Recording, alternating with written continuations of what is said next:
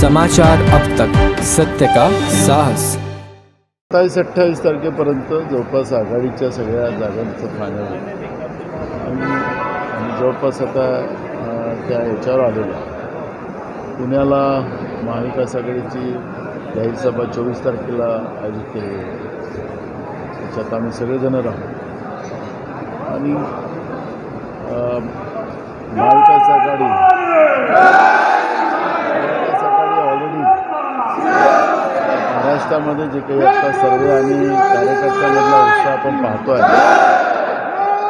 42 जागेच्या जवळपास महाविकास आघाडी जागा महाराष्ट्रामध्ये जिंकेल अशी परिस्थिती आहे। लोकांमध्ये मोठा उद्रेक भाजपच्या विरोधात आहे आणि विशेष करून शेतकरी यामध्ये तर जास्त आहे। आता काल आपण आज पाहिलं की दिल्लीच्या सीमेवर सरळ आतंकवाद्यासारखं शेतकऱ्यांवर गोळीबार झाला। एक शेतकरी त्याच्यामध्ये मृत्यूमुखी पडला।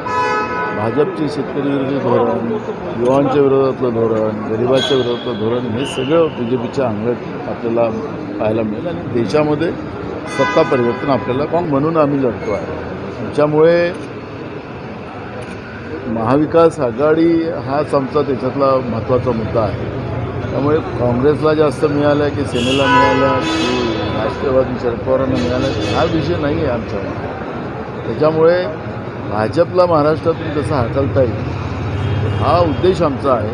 त्याच्यामुळे कोणत्या जागा कोण लढेल त्या दिवशी आम्ही फायनल करू। त्या दिवशी आम्ही सगळे कार्यकर्ते सगळ्या पक्षाचे एकजूट करून भाजपला सत्तेतून बाहेर काढणं हाच आमची प्रक्रिया सुरू झालेली आहे आमची आणि ते पण आमच्यासोबत राहतील असा आमचा विश्वासाचा प्रश्न आहे। त्याच्यावर आत्ता इथला नेते INCचा जो इथल्या आमच्या युवक काँग्रेसचे जे राष्ट्रीय अध्यक्ष आहेत त्यांच्या लेवलचं काम आहे। त्यांनी काय कच्च्या आधारावर केलं त्याची माहिती माझ्याकडे नाही। एकीकडे सगळे जॉईंटली ज्याला जागा सुटेल ते सगळे पक्ष एकत्रित घेऊन त्या जागा भाजपच्या पासून सोडवणं आणि महाविकास आघाडीला जिंकवणं हाच आमचा त्याच्यातला उद्देश आहे आणि त्या पद्धतीचं आम्ही सगळे तयारी लागलेलो आहोत।